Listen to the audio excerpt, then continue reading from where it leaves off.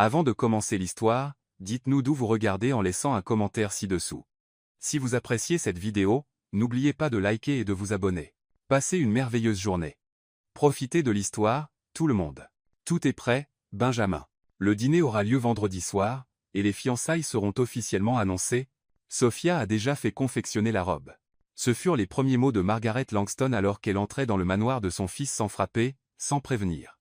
Comme toujours, Benjamin, assis sur le canapé en train de relire des contrats, leva lentement les yeux, comme s'il venait d'apprendre qu'on allait le poignarder avec une fourchette à salade. « Quelle fiançailles » demanda-t-il, plissant les yeux. « Les tiennes, évidemment. Avec Sophia. Il est grand temps que tu grandisses et que tu arrêtes de rejeter tout ce qui implique le mot mariage. Je n'ai jamais accepté ces fiançailles. Je l'ai déjà dit. Benjamin, s'il te plaît. Tu as 28 ans, et tu as un empire à protéger. Épouser, Sophia est la décision la plus intelligente pour unir nos deux familles. Vous allez bien ensemble. Elle est présentable. Et j'ai déjà une petite amie. » L'expression de Margaret changea, comme si son fils venait de lui annoncer qu'il ouvrait une boutique de crochet sur un bateau pirate. « Quoi ? C'est exact. Je suis en couple, depuis un moment déjà, et c'est sérieux. »« Et qui est-elle » demanda Margaret, les bras croisés et le menton relevé.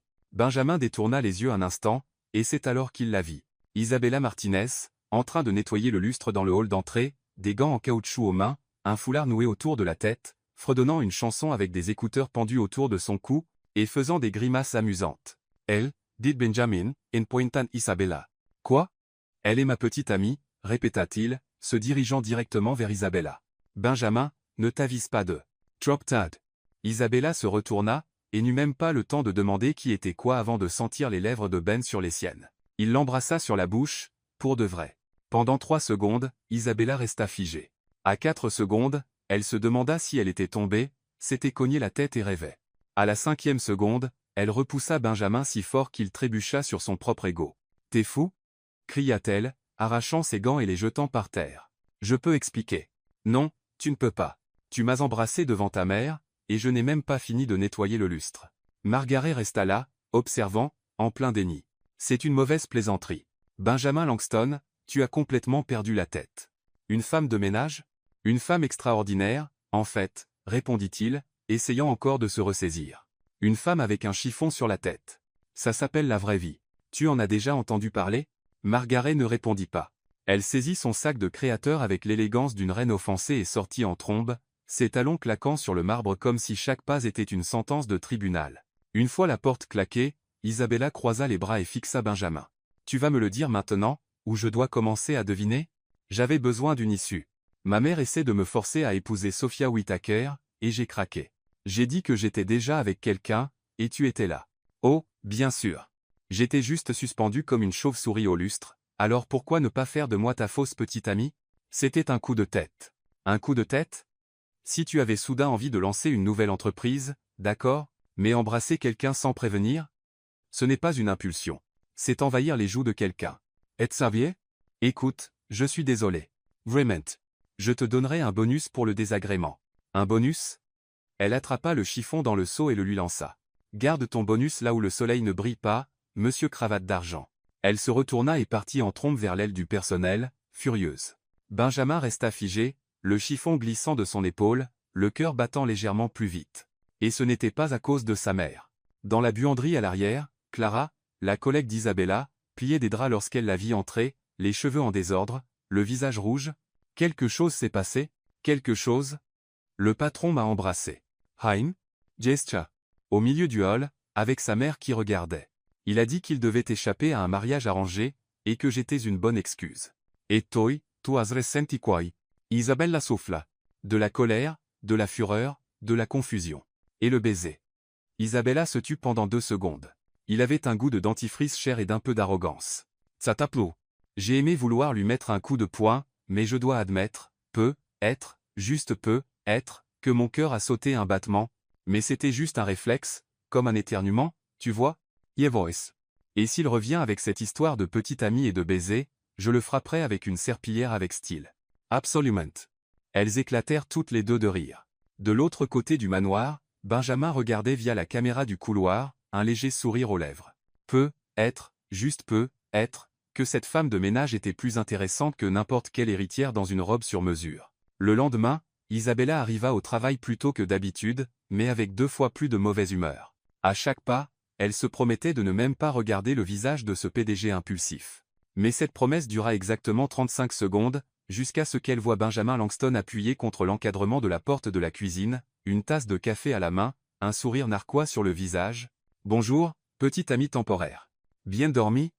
taquina-t-il. « J'ai rêvé que j'enfonçais un plumeau dans ton arrogance. Veux-tu que je te fasse un dessin? Je ne suis pas ta petite amie. Ce qui s'est passé hier était ton meltdown. Ne compte pas sur moi. » Benjamin se redressa, posa sa tasse sur le comptoir et s'approcha d'elle. « Isabella, écoute. Je sais que c'était bizarre, d'accord? C'était insensé, mais j'ai un vrai problème avec cette histoire de fiançailles. Et maintenant, ma mère croit que je suis en couple avec toi. Si tu acceptes de faire semblant d'être ma petite amie pendant une semaine, juste le temps que je règle ça, je te paierai. Tu quoi? » Isabella croisa les bras. « Tu vas me payer pour faire semblant d'être ta petite amie? Tu me prends pour quoi? Une actrice dans un film romantique de dernière minute? Non, je pense que tu es assez intelligente pour voir une bonne opportunité. Oh, bien sûr. Parce que faire semblant d'être amoureuse d'un PDG autoritaire et arrogant plein de règles est le rêve de toutes les femmes, n'est-ce pas? Benjamin soupira. Tu me dis que tu n'as pas besoin d'un peu d'argent en plus? Être que si, mais j'aimerais aussi une chaise de massage et une glace à la pistache tous les vendredis. Ça ne veut pas dire que je vais faire des deals avec des milliardaires qui pensent que le monde tourne autour de leur cravate. Il la regarda pendant quelques secondes. Isabella resta ferme, les bras croisés, le menton relevé, comme pour dire. Je suis être pauvre, mais je ne suis pas à vendre. D'accord? Dit Benjamin. Si tu changes d'avis, fais-le-moi savoir. Il sortit de la cuisine sans un mot de plus, laissant derrière lui une atmosphère lourde de fierté blessée et une odeur de café coûteux. Quelques heures plus tard, Isabella reçut un appel de sa mère. Son petit frère, Lucas, était de retour à l'hôpital. Sa maladie cardiaque s'était aggravée. L'opération devait avoir lieu avant la fin du mois, et la liste d'attente ne bougeait plus vite que si votre portefeuille parlait. Elle raccrocha lentement, les yeux pleins de larmes. Ce soir-là, en nettoyant le couloir, elle vit Benjamin assis près de la cheminée, téléphone à la main. Il leva les yeux en la voyant. « L'offre tient toujours ?» demanda-t-elle. Il haussa un sourcil. « Jusqu'à dimanche. 5 000 $ pour la semaine. Versé directement sur ton compte. 10.000, dit Isabella. Quoi? 10, et avec un contrat signé, pas de baiser surprise, pas de contact sans permission. Et j'ai des conditions. » Benjamin s'adossa à sa chaise. « Voici. Règle numéro 1, ne me donne pas d'ordre. Je ne suis pas ta secrétaire. Je ne suis pas ton assistante. Je ne suis pas ton petit animal de compagnie chic. D'accord. Règle numéro 2. Pas de commentaires sur mon apparence. Ni bons, ni mauvais. Et n'essaie pas de me relooker comme un projet de transformation personnelle. Tu as vraiment une liste, n'est-ce pas? Règle numéro 3, je fais ça pour mon frère. Si tu es irrespectueux, grossier ou si tu essaies de m'humilier, le deal est fini sur le champ. Compris? Benjamin la regarda. Puis il tendit la main. Marché conclu. Isabella la serra fermement. Soupa? Maintenant, dégage de mon chemin. Le sol ne va pas se nettoyer tout seul. Le lendemain, les répétitions de la relation commencèrent. Il faut qu'on s'entraîne à se comporter en public, dit Benjamin dans le jardin. Commence par m'appeler chérie. Tu préférais mon cœur au petit diable déguisé en prince? Chérie, ça ira, dit-il en souriant, faussement, élégamment, défiant. Chérie, as-tu vu ma serpillière? Je crois l'avoir laissée dans le placard avec ma patience. Benjamin prit une profonde inspiration. Isabella, s'il te plaît. Essayons d'être convaincants. Bien sûr, mon amour. Après tout, qui ne croirait pas à une romance de conte de fées entre une femme de ménage en gants jaunes et un milliardaire qui n'a jamais porté 2 fois la même paire de chaussettes? Tu sais quel est ton problème? Un don naturel pour le sarcasme? Un vrai problème avec l'autorité. Elle s'approcha avec un sourire moqueur. Et toi, tu as un vrai problème avec les gens qui ne s'inclinent pas. C'est pourquoi tu es agacé. Je ne suis pas né pour baisser la tête. Benjamin resta silencieux quelques secondes. La vérité était que, même si elle pouvait être frustrante, il commençait à admirer cette attitude intrépide, même s'il ne l'admettrait pas, même sous la torture. 3 jours après le marché, Benjamin entra dans la cuisine, l'air de quelqu'un qui allait annoncer la fin du monde pour le mardi suivant. « On a un dîner ce soir, dit-il, ajustant nerveusement sa cravate. Isabella arrêta de ranger les produits de nettoyage et le regarda. « On, c'est qui? Parce que si c'est toi et ta conscience coupable, vas-y sans moi. Toi et moi, avec ma famille. » Ma mère a insisté pour rencontrer la petite amie. Oh, bien sûr, parce que faire semblant d'être ta petite amie dans ce manoir géant ne suffisait pas. Maintenant, je dois jouer sur la grande scène. Benjamin soupira. C'est juste un dîner, Isabella. Tu manges, tu souris, tu fais quelques blagues polies, et c'est tout. Des blagues polies. Tu me connais, non? Mon sens de l'humour n'est pas livré avec un filtre de bonne manière. S'il te plaît, c'est important. Elle le regarda pendant quelques secondes. Il y avait quelque chose de vulnérable dans sa façon de demander, quelque chose qui ne correspondait pas à son attitude habituellement contrôlée. D'accord. Mais si ta mère me regarde comme si j'étais un insecte dans sa salade, je riposterai, et tu devras en assumer les conséquences. Marché conclu. À 18 heures précises, Isabella descendit l'escalier principal, portant un jean sombre, un haut blanc avec un motif amusant, une veste simple et des bottes usées mais propres. Ses cheveux étaient attachés en une queue de cheval haute, et le rouge à lèvres rouge était la touche finale. Benjamin l'attendait dans le hall, vêtu d'un costume sombre qui coûtait probablement plus que son salaire annuel. En la voyant, il hésita un instant. « Tu es très bien, » dit Ben, lui offrant son bras. « Merci pour l'enthousiasme débordant, » répondit-elle en descendant les dernières marches. « J'espère que ta famille ne s'attend pas à un défilé de mode. Ils vont t'adorer, » mentit Benjamin, lui offrant de nouveau son bras. Bien sûr, comme un chat aime un bain froid. Le restaurant choisi par Margaret Langston était le genre d'endroit où même le menu semblait juger vos chaussures. Nappe en lin blanc, serveur qui semblait avoir des doctorats en étiquette, et un piano à queue jouant doucement dans un coin. Benjamin et Isabella arrivèrent les premiers. Elle regarda autour d'elle avec un mélange de curiosité et d'inconfort. « Cet endroit est si chic qu'il a corrigé ma posture, » murmura-t-elle. « Ne t'inquiète pas, c'est juste de la nourriture chère sur de petites assiettes. Avec ce décor, je parie que même l'eau a un nom de famille. » 5 minutes plus tard, Margaret Langston fit son entrée majestueuse, suivie d'un homme grand aux cheveux grisonnants et d'une blonde impeccable dans une robe rouge qui semblait sortie d'un magazine de luxe. Benjamin salua Margaret en embrassant son fils sur la joue aussi froidement qu'une transaction commerciale. « Et ce doit être Isabella. »« Madame Langston, » dit Isabella, tendant la main avec un sourire poli. Margaret regarda la main comme si c'était un serpent venimeux mais la serra rapidement. « Voici mon mari, Charles Langston, et notre chère amie, Sophia Whittaker. Contrairement à ma femme, » sourit Charles chaleureusement, « c'est un plaisir de vous rencontrer, Isabella. Benjamin nous a dit que vous vous êtes rencontrés d'une manière plutôt inhabituelle. Votre fils a une manière très unique de faire une première impression. » Sophia s'avança avec un sourire qui n'atteignait jamais ses yeux. « Quelle tenue intéressante, Isabella. Vintage ? En fait, c'est de la dernière collection Target, saison des soldes, » répondit Isabella avec bonne humeur. « Mais merci pour le compliment. Votre robe est magnifique aussi. Elle a dû coûter plus de 6 mois de mon salaire. » Le sourire de Sophia vacilla légèrement. Pendant le dîner, Margaret attaqua avec la subtilité d'un tank. « Alors, Isabella, Benjamin nous a dit que vous travaillez à la maison. Que faites-vous exactement ? » « Je m'occupe du ménage et de l'organisation. En gros, je fais en sorte que tout brille et sente bon. »« Comme c'est pratique, » dit Margaret, coupant son saumon avec une précision chirurgicale. « Très, surtout quand on travaille avec des gens qui font beaucoup de désordre, » répondit Isabella, regardant directement Sophia. Charles rit doucement, essayant de le masquer avec une gorgée de vin. « Et vos projets pour l'avenir » continua Margaret. « Vous comptez rester dans le ménage ? » « Pour l'instant, oui. C'est un travail honnête, et je soutiens ma famille avec. Je n'y vois aucun problème. »« Bien sûr que non, » dit Sophia avec douceur. « C'est admirable comment certaines personnes peuvent se contenter de simplicité. » Isabella mâcha lentement avant de répondre. « C'est vrai ? Je suis facilement satisfaite. Je n'ai pas besoin de beaucoup pour être heureuse. Je suppose que c'est un talent que tout le monde n'a pas. » Benjamin observa l'échange avec une admiration croissante. Isabella n'était intimidée par personne. « Et comment êtes-vous tombés amoureux ?» demanda Charles, véritablement intéressé. Isabella et Benjamin se regardèrent rapidement. « Ce fut instantané. » dit Benjamin. « Comme un éclair, » ajouta Isabella. « Juste plus humide. »« Plus humide ?» demanda Margaret, fronçant les sourcils. « J'ai renversé de l'eau sur lui le premier jour de travail. C'était comme l'amour au premier splash. » Charles éclata de rire, et même Benjamin esquissa un sourire sincère. « Comme c'est romantique, » murmura Sophia, son sarcasme évident. « Je sais, n'est-ce pas ?» répondit Isabella, faisant semblant de ne pas remarquer le ton. « On ne voit même pas des histoires comme ça au cinéma. Seulement dans la vraie vie. » Margaret se pencha légèrement en avant. « Et vous pensez vraiment pouvoir vous intégrer à notre cercle social ? » Madame Langston, je n'essaie de m'intégrer nulle part. Je suis qui je suis. Que ça vous convienne ou non, ce n'est pas mon problème. Votre fils m'accepte tel que je suis, et c'est ce qui compte. Benjamin ressentit quelque chose d'étrange dans sa poitrine. De l'admiration, peut-être, ou quelque chose de plus profond. « Bind it » dit Charles. Levant son verre. À l'authenticité. Margaret ne leva pas son verre.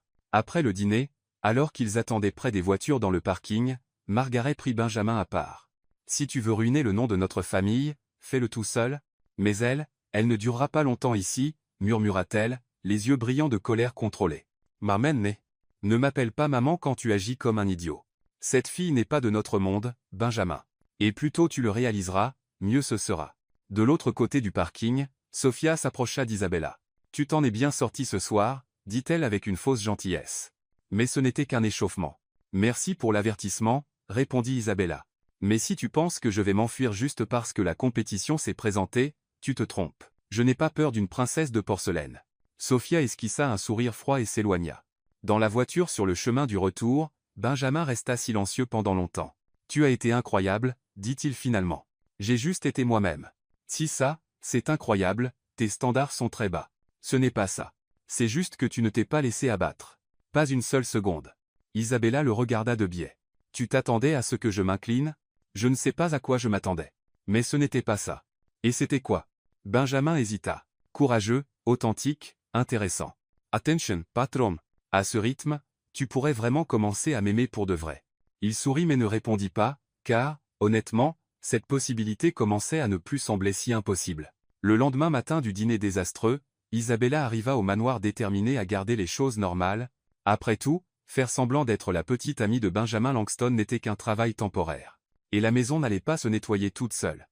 Elle était dans la cuisine, en train de ranger des ustensiles, lorsqu'elle remarqua que le vieux grille-pain faisait un bruit étrange à chaque fois qu'on l'utilisait. De petites étincelles jaillissaient du cordon usé, et elle savait qu'il ne faudrait pas longtemps avant que quelqu'un se blesse. Encore un problème à réparer, murmura-t-elle, attrapant un tournevis dans l'armoire à outils. Isabella avait toujours été douée pour les réparations. Depuis toute petite, elle avait appris que quand quelque chose se cassait à la maison, soit on le réparait soi-même, soit on s'en passait. Il n'y avait pas d'argent pour appeler un technicien pour chaque petit problème. Elle débrancha le grille-pain et commença à examiner le cordon. Le problème semblait simple, juste quelques fils desserrés à reconnecter, une réparation facile. Je vais juste jeter un coup d'œil rapide ici, murmura-t-elle, dévissant le panneau arrière. Ce qu'Isabella ne savait pas, c'est que la prise était défectueuse. Même débranchée, il y avait encore du courant dans le cordon. Quand elle toucha les fils exposés avec le tournevis humide, le choc fut instantané. Une décharge électrique lui traversa le bras, la faisant crier et tomber en arrière, renversant une casserole métallique qui s'écrasa bruyamment sur le sol. Benjamin était dans son bureau lorsqu'il entendit le bruit. D'abord le cri, puis le fracas. Il lâcha ses papiers et courut vers la cuisine, le cœur battant pour des raisons qu'il ne pouvait expliquer. Il trouva Isabella par terre, tenant son bras gauche et respirant fort. Elle était pâle, et il pouvait voir une petite brûlure rouge sur sa main. « Isabella, que s'est-il passé ?» Il s'agenouilla à côté d'elle, touchant doucement son épaule. Le grille-pain était cassé. « J'ai pensé que je pouvais le réparer, » dit-elle entre deux respirations courtes, visiblement en douleur. Benjamin regarda l'appareil cassé et les fils exposés. « Tu as reçu une décharge électrique. Peux-tu te lever? » « Je pense que oui. » Elle essaya de se lever mais vacilla. Le choc avait affaibli ses jambes. Sans hésiter, Benjamin la souleva dans ses bras, ignorant complètement ses protestations. « Et, je peux marcher. Ne fais pas la tête maintenant, Isabella. Je t'emmène à l'hôpital. » « L'hôpital? » C'était juste une petite décharge. Pas besoin de tout ce drame. Ta main est brûlée, et tu tiens à peine debout. On va à l'hôpital.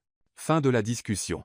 Pendant les 15 minutes de trajet jusqu'aux urgences, Benjamin conduisit avec une attention qu'il n'avait pas ressentie depuis des années. Il jetait un coup d'œil à Isabella sur le siège passager à chaque feu rouge, vérifiant si elle allait bien. « Arrête de me regarder comme si j'allais mourir, » dit-elle, remarquant son inquiétude. « J'ai eu pire en essayant de réparer la douche de l'appartement de ma mère. Ça ne me rassure pas du tout. Tu es bien trop tendu pour quelqu'un qui joue juste le rôle d'une fausse petite amie. » Benjamin resta silencieux. Elle avait raison. L'inquiétude qu'il ressentait allait bien au-delà d'une obligation contractuelle. À l'hôpital, il insista pour rester avec elle dans la salle d'examen, même quand elle dit qu'elle pouvait y aller seule. Il resta près du lit pendant que le médecin examinait sa brûlure et posait des questions sur l'accident. « Vous avez de la chance, le choc a été rapide, » dit le médecin. « La brûlure est superficielle. Je vais appliquer une pommade et la bander avec de la gaze. Ce sera comme neuf dans une semaine. » Après avoir traité la main d'Isabella et donné des instructions de soins, le médecin partit, les laissant seuls dans la pièce. « Tu vois, je t'avais dit que ce n'était pas grave, » dit Isabella, secouant sa main bandée. « Tu aurais pu être gravement blessé. Pourquoi ne m'as-tu pas appelé pour réparer le grille-pain? Parce que je sais réparer les choses. Je l'ai toujours fait. Et parce que tu aurais probablement appelé un technicien qui aurait facturé 200 $ pour remplacer un fil de 500. Benjamin sourit légèrement. Tu as une vision très pratique de la vie. Quand tu grandis sans argent, tu apprends à être pratique. Soit tu résous les problèmes toi-même, soit tu t'en passes. Sur le chemin du retour vers le manoir, le silence était différent. Moins tendu, plus réfléchi. Parle-moi de ton enfance, dit soudain Benjamin. Isabella le regarda, surprise. Pourquoi veux-tu savoir? Curiosité. Tu parles toujours de gérer les choses seule, de ne dépendre de personne. Ça vient de quelque part. Elle resta silencieuse un moment, regardant par la fenêtre. Mon père est parti quand j'avais 8 ans. Il a juste fait ses valises un matin, et n'est jamais revenu. Il a laissé ma mère avec 3 enfants, et une pile de factures à payer. Je suis désolé. J'avais 2 ans à l'époque.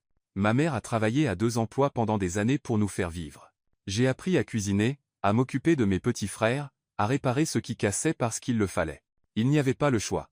Benjamin écouta en silence, commençant à comprendre d'où venait toute cette détermination farouche. Et tu n'as jamais été en colère d'avoir dû grandir si vite? Beaucoup, surtout quand je voyais d'autres enfants se plaindre parce que leur téléphone n'était pas le dernier modèle pendant que j'économisais des centimes pour acheter un nouveau cahier. Mais la colère ne paie pas les factures, tu sais. Comment as-tu réussi à garder ta bonne humeur avec tout ça? Isabella rit, un son sincère et chaleureux. Crois-le ou non, ma mère disait toujours que le rire était gratuit. Elle disait qu'on pouvait être pauvre, mais qu'on n'avait pas à être amer. Que le rire était la seule chose que personne ne pouvait nous prendre. Benjamin sentit quelque chose bouger dans sa poitrine. Une admiration au-delà de l'apparence, au-delà de la première attirance. Ta mère semble être une femme sage. Elle l'est. Elle disait aussi, les hommes riches sont comme de la glace au chocolat belge. Ça semble irrésistible, mais à la fin, ça te rend malade. Benjamin rit sincèrement. Pour la première fois depuis qu'ils s'étaient rencontrés, il rit vraiment à une de ses blagues. Donc, je suis de la glace au chocolat belge? Pire, tu es de la glace au chocolat belge avec un enrobage doré. Joli à regarder, impossible à manger, et probablement toxique. Il rit encore plus fort. Quelle horrible comparaison, mais nécessaire, non? Quand ils arrivèrent au manoir, Benjamin insista pour l'aider à sortir de la voiture, même si elle protesta qu'elle allait parfaitement bien. Tu ne travailles pas aujourd'hui, dit-il fermement. Reposetoi. Je vais parler à Clara pour qu'elle prenne en charge tes tâches. Benjamin, ce n'était qu'une petite décharge. Non, c'est un ordre. Oh, maintenant tu redeviens le patron. Quand il s'agit de ta sécurité, oui, ils s'arrêtèrent à l'entrée du personnel. Et Isabella se tourna pour le regarder. Merci de m'avoir emmené à l'hôpital, d'avoir attendu, de t'être inquiété. Pas besoin de me remercier. Si, il les faute. Je ne suis pas habitué à ça. Habitué à quoi? À ce que quelqu'un se soucie de moi. D'habitude, c'est moi qui prends soin des autres. Benjamin la regarda un moment dans la lumière douce de l'après-midi, avec sa main bandée et un sourire fatigué mais sincère. Isabella semblait moins une femme de ménage défiante et plus une femme forte et courageuse qui avait parfois aussi besoin qu'on prenne soin d'elle. Isabella, ne tombe pas amoureuse de moi, patron, interrompit-elle avec un sourire malicieux. Parce que je suis allergique aux hommes riches. Vraiment? Je le jure, je me couvre de plaques rouges, je commence à éternuer, et je perds complètement la tête. C'est une condition médicale sérieuse. Benjamin sourit. Quels sont les symptômes? D'abord, je commence à trouver les diamants jolis. Ensuite, je commence à aimer les plats avec des noms français.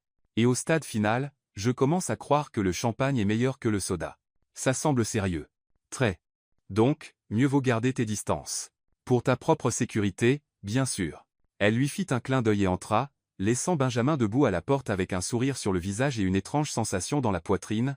Peut-être qu'elle avait raison d'être allergique aux hommes riches, mais il commençait à penser qu'il pourrait avoir une condition similaire envers les femmes de ménage têtues et drôles, et contrairement à elle, il n'était pas sûr de vouloir guérir. Cette nuit-là, alors qu'il travaillait dans son bureau, Benjamin se surprit à penser à la manière dont Isabella avait parlé de son enfance, de sa mère, d'apprendre à gérer les choses seule. Il y avait une force en elle qu'il n'avait jamais vue chez aucune femme de son cercle social. Sophia Whittaker n'avait jamais rien réparé de sa vie. Elle ne savait probablement même pas changer une ampoule. Mais Isabella, elle, avait essayé de réparer un grille-pain cassé parce qu'elle croyait pouvoir résoudre le problème. Il sourit, se souvenant de la blague sur la glace au chocolat belge. Peut-être était-ce vrai.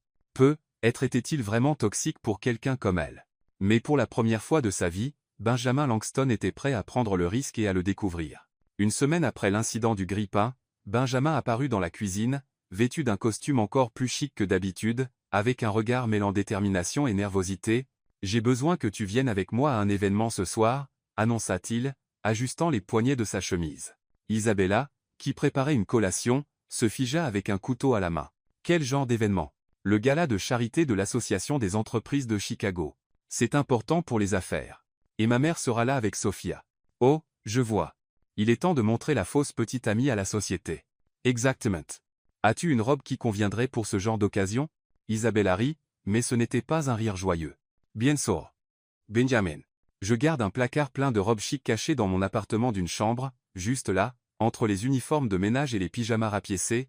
Il capta le sarcasme et sembla embarrassé. Désolé, je m'en occupe. Quelle est ta taille? N'y pense même pas à m'acheter des vêtements. Je vais me débrouiller.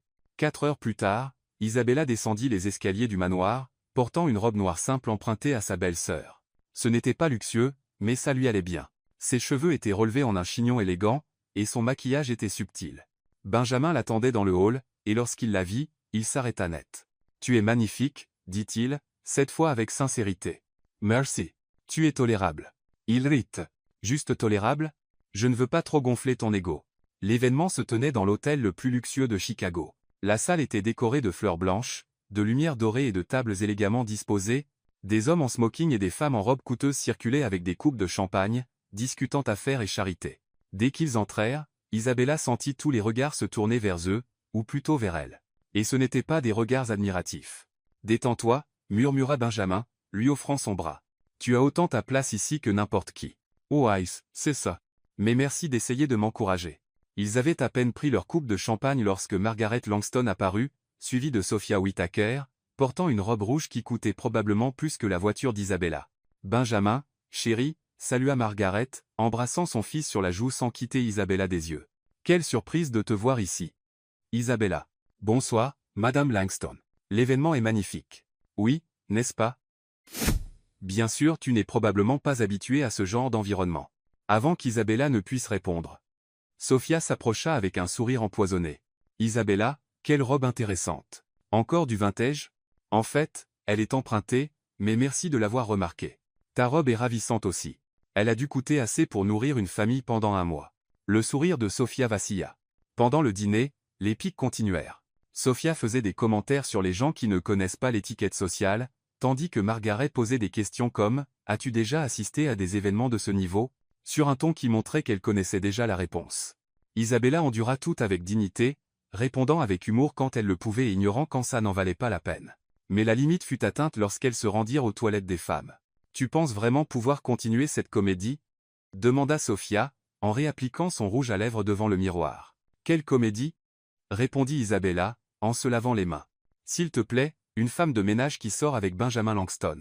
Tout le monde ici sait que c'est ridicule. Tu n'es qu'une distraction temporaire. Que je sois temporaire ou non. Ça ne te regarde pas. Bien sûr que si. Je connais Benjamin depuis des années. Je sais ce qu'il aime, ce dont il a besoin, et ce n'est certainement pas une employée qui fait semblant d'être quelque chose qu'elle n'est pas. » Isabella se tourna pour lui faire face. « Tu sais ce que je trouve intéressant, Sophia? Tu es tellement préoccupée par moi que tu as oublié de demander pourquoi Benjamin a choisi une simple femme de ménage plutôt qu'une princesse de porcelaine comme toi. » Sophia rougit. Quand il se lassera de ce jeu puéril, je serai toujours là, comme je l'ai toujours été. Tant mieux pour toi. Ça doit être confortable de vivre d'espoir. Quand elles retournèrent dans la salle de bal, Benjamin sentit immédiatement que quelque chose s'était passé. Le visage de Sophia était tendu, et Isabella semblait plus silencieuse que d'habitude. « Tout va bien ?» murmura-t-il à Isabella. « Parfaitement, mais ça ne l'était pas. » Pour le reste de la soirée, Benjamin remarqua comment les autres invités regardaient Isabella, comment ils chuchotaient lorsqu'elle passait, comment ils l'excluaient délibérément des conversations. Le point de rupture survint lorsqu'un homme d'affaires éméché s'approcha de leur table. « Langston, alors c'est la fameuse petite amie, » dit-il bruyamment, attirant l'attention. Faut l'admettre, c'est un sacré changement des mondaines à l'aide domestique. Le silence qui suivit fut assourdissant. Benjamin se leva lentement, arborant une expression qu'Isabella n'avait jamais vue auparavant. « Qu'est-ce que vous venez de dire? Oh, Alice, Ben, tout le monde ici sait qui elle est. Pas besoin de faire semblant. Vous allez vous excuser maintenant. Tu n'as pas à faire ça, » murmura Isabella, touchant son bras. « C'est, Yedois. » Il fixa l'homme froidement. « Vous venez d'insulter ma petite amie. C'est inacceptable. Excusez-vous ou partez.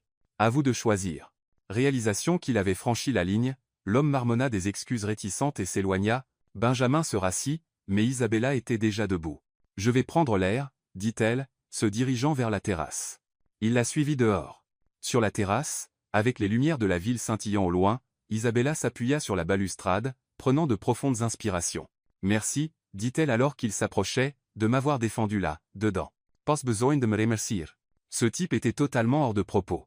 Il l'était, mais il n'avait pas complètement tort non plus. « Que veux-tu dire ?» Isabella se tourna pour lui faire face. « Benjamin, soyons honnêtes. Je n'appartiens pas à ce monde. Je n'y appartiendrai jamais. Et tu le sais. Ça ne leur donne pas le droit de te traiter mal. Non, c'est vrai. Mais ça ne veut pas dire que les choses vont changer. » Ils restèrent silencieux un moment, regardant la ville. « Pourquoi l'as-tu fait ?» demanda Isabella. « Pourquoi m'as-tu défendu ?» Benjamin hésita. « Parce qu'ils avaient tort. Et tu ne méritais pas ça. C'est la seule raison ?» Il la regarda, et il y avait quelque chose de différent dans ses yeux. « Non, pas la seule. »« Alors quoi ? Je ne sais pas comment l'expliquer, Isabella. Tu es entrée dans ma vie et tu as tout bouleversé. D'une bonne manière, d'une manière frustrante. D'une manière qui me rend tout confus. » Elle s'approcha un peu. « Confus ? Comment ? Confus comme, pourquoi me fais-tu vouloir rire et frapper un mur en même temps ?» Isabella sourit. « Peut être parce que tu n'as jamais rencontré quelqu'un qui n'avait pas peur de toi. Peut être était-il très proche maintenant. » Benjamin pouvait sentir son parfum, voir les petites taches de rousseur sur son nez que le maquillage n'avait pas complètement couvert. Isabella. Benjamin. Pendant un instant, le monde s'arrêta. Ils se penchèrent l'un vers l'autre, et Isabella pouvait sentir son souffle sur son visage. « Vous voilà !» La voix de Margaret les fit sursauter. L'événement touche à sa fin. Il est temps de partir. Benjamin soupira, frustré. « Allons-y, dit-il à Isabella, lui offrant son bras. Dans la voiture, le silence entre eux était lourd de mots non dits. Tous deux savaient que quelque chose avait failli se passer sur cette terrasse, quelque chose qui aurait tout changé, et tous deux savaient qu'un jour ou l'autre, ils devraient y faire face. 2 jours après le gala, Sophia Whittaker était dans son bureau, mettant en œuvre ce qu'elle croyait être son plan le plus brillant à ce jour. Elle avait passé des années à observer Benjamin, à apprendre ses faiblesses, et maintenant elle avait enfin trouvé son talon d'Achille, cette petite femme de ménage défiante qui avait réussi quelque chose qu'aucune femme avant elle n'avait fait, capter véritablement son attention. Sophia décrocha le téléphone et appela Nathan Brooks, un homme d'affaires connu pour sa réputation douteuse et sa volonté de rendre des services en échange de futurs bénéfices. « Nathan, chez Sophia. J'ai besoin d'un service, un qui pourrait être très profitable pour nous deux. » 2 heures plus tard, Nathan appela le manoir Langston, demandant à parler à Isabella Martinez. Il dit qu'il avait entendu parler de ses compétences en organisation et voulait l'embaucher pour un travail privé dans son hôtel, un travail qui rapporterait $500 pour seulement 2 heures de travail. Pour Isabella, qui pensait toujours à l'opération de son frère, l'offre semblait être une bénédiction. « J'ai juste besoin que vous organisiez quelques documents dans mon bureau à l'hôtel. Rindmeyer. Chambre 204, Grand Chicago Hotel, aujourd'hui à 15h00. Isabella accepta sans hésiter. Ce qu'elle ne savait pas, c'est que Sophia avait engagé un photographe pour être dans le couloir de l'hôtel au moment exact où elle entrerait dans la chambre, et Nathan avait été informé de porter un peignoir, comme s'il sortait tout juste de la douche. Lorsqu'elle arriva à 15h15, Benjamin reçut une enveloppe dans son bureau. À l'intérieur se trouvaient 3 photos. Isabella entrant dans la chambre 204, Isabella parlant à Nathan Brooks à la porte alors qu'il portait un peignoir, et une photo où il semblait qu'ils se rapprochaient l'un de l'autre. Avec les photos, il y avait une note. « Je pensais que vous devriez savoir quel genre de femme vous défendez. Une amie inquiète. » Benjamin fixa les photos, se sentant mal au ventre. D'abord l'incrédulité, puis la colère, et enfin une douleur qu'il n'avait pas anticipée. Quand Isabella revint au manoir à 17h00, elle trouva Benjamin qui l'attendait dans le hall, tenant les photos avec une expression sur le visage qu'elle n'avait jamais vue auparavant. « Où étais-tu » demanda-t-il, sa voix beaucoup trop contrôlée. « Au travail. »« Pourquoi tu demandes ?» Il jeta les photos sur la table basse. « Au travail où, exactement » Isabella baissa les yeux sur les photos, et le sang se retira de son visage. « Benjamin, je peux expliquer. »« Vraiment ?»« Super. Alors explique pourquoi tu étais dans la chambre d'hôtel de Nathan Brooks cet après-midi. Il m'a embauché pour organiser des documents. » C'est tout ce que c'était. Des documents dans sa chambre d'hôtel, avec lui en peignoir. Il a dit qu'il revenait de la salle de sport. Je ne savais pas qu'il serait habillé comme ça.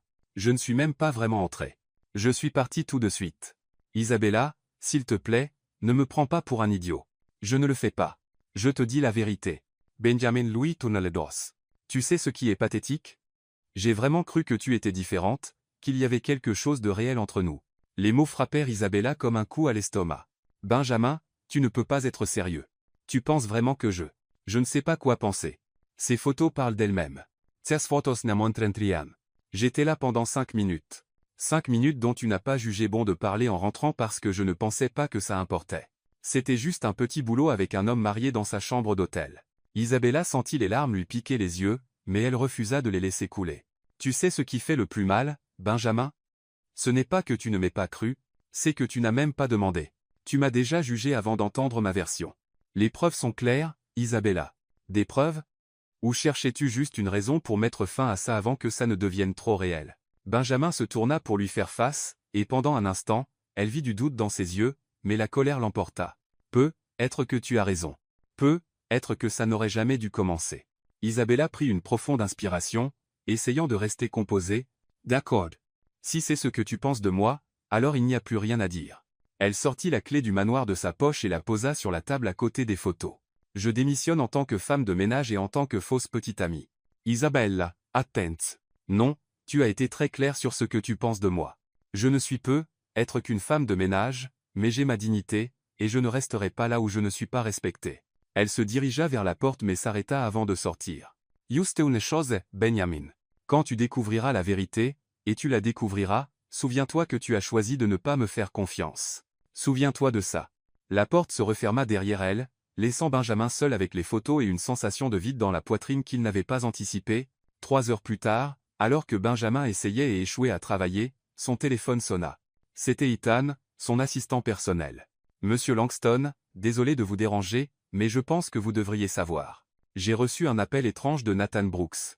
Il voulait savoir si vous étiez satisfait des photos. Il a dit que Sophia Whitaker lui avait demandé d'appeler pour confirmer que tout s'était passé comme prévu. Benjamin sentit le sol se dérober sous lui. Répète ça. Monsieur, je pense que vous avez été piégé. Benjamin raccrocha et se précipita vers sa voiture. 20 minutes plus tard, il tambourinait à la porte de l'appartement de Nathan Brooks. Quand Nathan ouvrit et vit le visage de Benjamin, toute couleur quitta le sien. Langston, tu vas me dire exactement ce qui s'est passé aujourd'hui. Tout de suite. 5 minutes plus tard, Benjamin avait la confession complète. Sophia avait payé Nathan pour mettre en scène toute la scène. Elle avait engagé le photographe. Elle avait planifié chaque détail. Isabella avait été une victime innocente. De retour dans sa voiture, Benjamin saisit son téléphone, les mains tremblantes. Il avait fait la plus grande erreur de sa vie.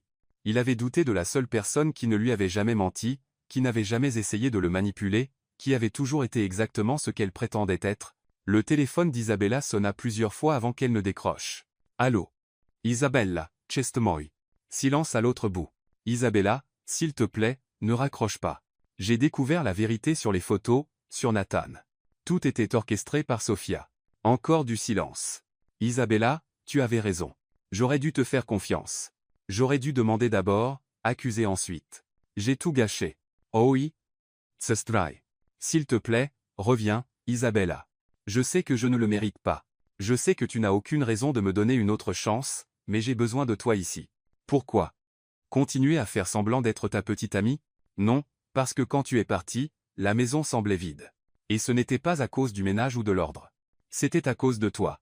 Ton rire dans la cuisine, tes remarques sarcastiques, la façon dont tu n'as jamais peur de dire ce que tu penses. Isabella resta silencieuse si longtemps que Benjamin pensa qu'elle avait raccroché. S'il te plaît, dit-il avec un réel désespoir dans la voix. Laisse-moi réparer ça. Je vais y réfléchir, dit-elle enfin. Je comprends. Je t'appellerai demain. L'appel se termina, laissant Benjamin seul dans la voiture, le cœur battant et un fragile espoir grandissant qu'il pourrait, peut-être, regagner la confiance de la seule personne qui comptait vraiment. Pour la première fois de sa vie, Benjamin Langston savait ce que signifiait manquer quelqu'un. Et c'était un sentiment qu'il ne voulait plus jamais ressentir. Benjamin Langston n'avait jamais conduit jusqu'au sud de Chicago. Son GPS le guidait généralement vers des quartiers aux noms français et des maisons qui ressemblaient à des musées. Mais il était là, un jeudi après-midi, cherchant l'adresse d'Isabella dans un quartier où les maisons étaient petites, les trottoirs fissurés, et les enfants jouaient dans la rue sur des vélos qui avaient connu de meilleurs jours. Il s'arrêta devant une maison à un étage peint en bleu délavé. Une petite véranda abritait des plantes en pot soigneusement disposées et une chaise à bascule qui semblait avoir beaucoup d'histoire. La grille en fer était ouverte, et il pouvait entendre des voix et des rires venant de l'intérieur. Benjamin vérifia son reflet dans le rétroviseur. Costume à $1000, montre valant plus que la voiture de la plupart des gens, chaussures en cuir italien. Il avait l'air d'un étranger pénétrant sur un territoire inconnu. Mais Isabella n'avait répondu à aucun de ses appels depuis la veille, et il savait qu'il devait le faire en personne. Il frappa à la porte moustiquaire, et une femme d'une 50aine d'années apparut, Elle avait les mêmes yeux sombres qu'Isabella et un sourire chaleureux mais prudent. « Puis-je vous aider? Madame Martinez? Je suis Benjamin Langston. Je travaille avec Isabella. » L'expression de la femme changea instantanément. « Oh, vous êtes le patron. »« Oui, madame. J'aimerais parler avec elle, si c'est possible. » Elena Martinez le jaugea de la tête aux pieds, comme si elle pouvait voir à travers le costume coûteux. « Isabella » cria-t-elle dans la maison. « Ton patron est ici. » Quelques secondes plus tard, Isabella apparut, portant un jean délavé et un t-shirt des Chicago Bulls.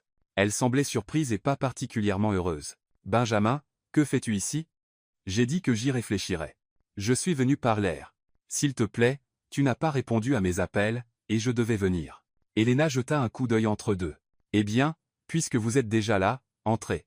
Je ne laisse personne dehors sur la véranda comme un vendeur en porte-à-porte. Maman, ce n'est pas nécessaire. Isabella Martinez, où sont tes manières? Entre, jeune homme.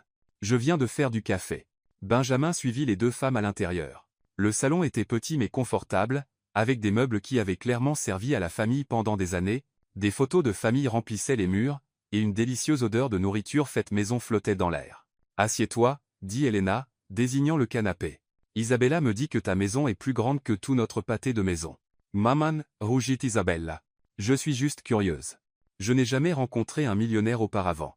Un garçon d'environ 6 ans entra depuis la cuisine, plus maigre qu'il n'aurait dû l'être pour son âge, mais avec un sourire éclatant. Ce doit être le patron célèbre, dit-il, tendant la main.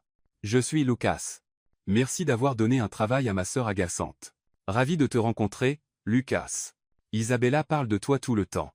J'espère que ce sont des bonnes choses. Elle me menace au moins 3 fois par jour. Benjamin esquissa son premier vrai sourire depuis des jours. Seulement les bonnes choses. Promise. Elena apporta du café, servi dans des tasses dépareillées mais propres. Alors, monsieur Langston, qu'est-ce qui vous amène dans notre humble demeure? Benjamin regarda Isabella, qui était assise au bord d'un fauteuil, visiblement mal à l'aise. Je suis venu m'excuser auprès d'Isabella. J'ai fait une terrible erreur. Et quel genre d'erreur? Demanda Elena avec le ton protecteur qu'une mère peut seule employer. Maman, s'il te plaît. Je ne lui ai pas fait confiance quand j'aurais dû, dit Benjamin. Quelqu'un l'a piégée pour qu'on croie qu'elle faisait quelque chose de mal. Et j'ai cru les fausses preuves au lieu de lui faire confiance. Elena croisa les bras. Donc maintenant, vous voulez qu'elle retourne travailler pour vous? Oui. Mais pas seulement ça. Je veux réparer les choses parce qu'elle ne méritait pas ce que j'ai fait. Lucas et Penchanawant. Qu'est-ce que vous avez fait exactement? Lucas, murmura Isabella. Non, laisse-le répondre. S'il a fait pleurer ma sœur, je veux savoir pourquoi. Benjamin regarda Isabella, surprise. Tu as pleuré? Ce n'est pas important. Si, Saleste, dit Elena. Isabella ne pleure pas facilement, pas même quand elle s'est cassé le bras à 12 ans. Benjamin ressentit une pointe de culpabilité encore plus profonde. Je suis désolé. Vraiment. À ce moment, une casserole fit du bruit dans la cuisine, et Elena se leva. Le dîner est presque prêt. Tu manges du poulet et du riz, monsieur Langston? Yeah, oui. Soupa. Reste pour le dîner. Comme ça, vous pourrez parler correctement.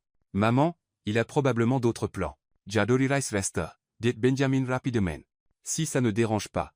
1 heure plus tard, Benjamin était assis à une petite table en bois qui pouvait à peine accueillir 4 personnes, mangeant du riz, du poulet rôti et de la salade sur des assiettes dépareillées mais propres. Elena racontait des histoires embarrassantes de l'enfance d'Isabella. Lucas parlait de ses projets d'étudier l'ingénierie une fois sa santé améliorée. Et Isabella oscillait entre rire et être mortifiée. Et puis elle a décidé qu'elle réparait le fer à repasser toute seule, racontait Elena. Elle avait 8 ans. Elle a failli électrocuter toute la maison. On dirait un schéma, dit Benjamin, regardant Isabella. Elle a essayé de réparer mon grille-pain la semaine dernière. Et comment ça s'est passé? Elle a reçu une décharge, et j'ai dû l'emmener à l'hôpital. Isabella. Dirent Elena et Lucas en même temps. Ce n'était pas si grave, se défendit Isabella. Après le dîner, pendant qu'Elena et Lucas allaient au salon regarder leur émission, Isabella commença à laver la vaisselle. Benjamin se leva à la table. Laisse-moi aider. Tu n'es pas obligé. Je veux. Ils se tenaient côte à côte à l'évier étroit, Benjamin lavant et Isabella essuyant. Cela semblait intime d'une manière à laquelle ils n'étaient pas habitués. Simple, réel. Ta famille est incroyable, dit-il. C'est tout ce que j'ai.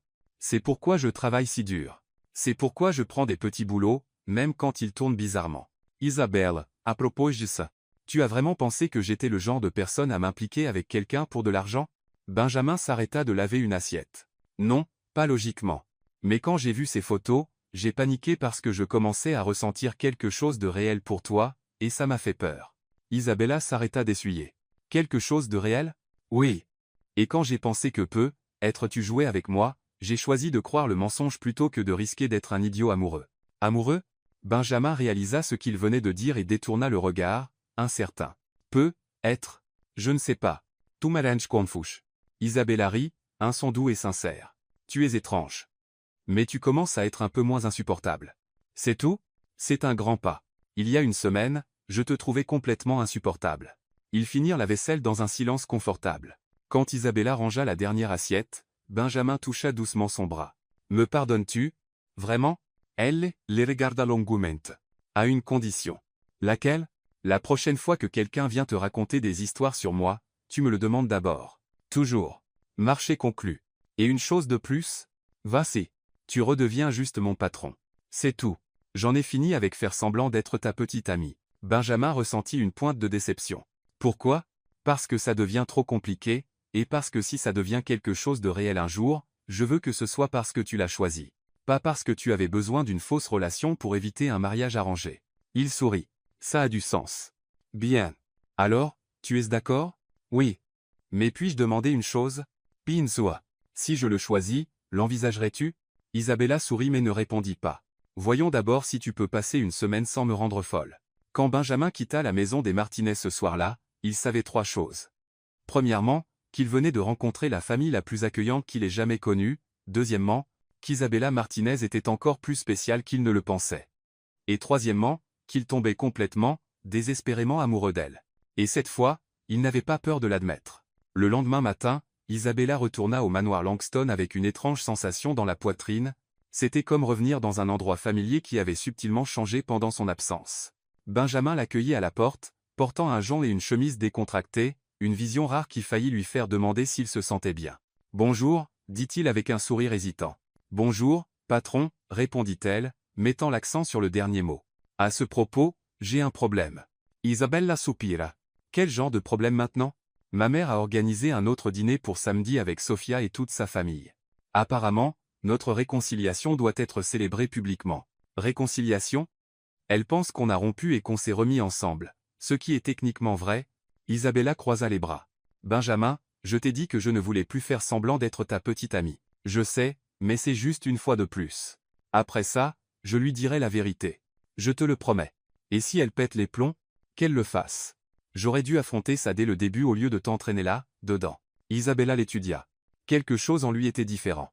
Moins d'arrogance, plus de vulnérabilité. D'accord, mais c'est la dernière fois, et pas de drame cette fois. Pas de drame. Cet après-midi-là, alors qu'Isabella organisait des livres dans la bibliothèque, Benjamin apparut à la porte avec un regard presque timide. « Veux-tu voir quelque chose? Ça dépend. C'est cool, ou c'est bizarre? Un peu des deux. » Il la conduisit vers une porte qu'elle n'avait jamais remarquée auparavant, cachée derrière une étagère. Lorsqu'il l'ouvrit, elle révéla un escalier menant à un sous-sol spacieux. « Qu'est-ce que c'est? Mon là-haut ?» Isabella descendit les escaliers et resta bouche bée. L'espace était rempli de tables de travail, d'équipements électroniques, d'appareils à l'aspect étrange, et de tableaux blancs couverts de formules et de croquis. « Tu as un labo secret dans ta maison? Ce n'est pas secret, juste privé. Qu'est-ce que tu fais ici? » Benjamin marcha vers l'une des tables et ramassa un petit appareil qui ressemblait à une télécommande. Des inventions, principalement des appareils qui facilitent la vie des personnes handicapées. Celui-ci, par exemple, il lui montra l'appareil, est un contrôleur qui peut être opéré uniquement par les mouvements des yeux pour les personnes à mobilité réduite. Isabella le prizzo ignosmente. C'est incroyable. Ça fonctionne vraiment? Veux-tu essayer? Pendant les 20 minutes suivantes, Benjamin expliqua comment fonctionnaient ses inventions. Il lui montra un système d'ouverture de porte pour les personnes en fauteuil roulant, une application qui traduisait le langage des signes en temps réel, et un prototype de canne intelligente pour les malvoyants. « Pourquoi n'en as-tu jamais parlé? » demanda Isabella, véritablement impressionnée. « Parce que la plupart des gens ne comprendraient pas. Ils ne voient que le PDG d'une entreprise technologique, pas le gars qui aime réparer les choses. Comme moi avec le grille-pain. Exactement.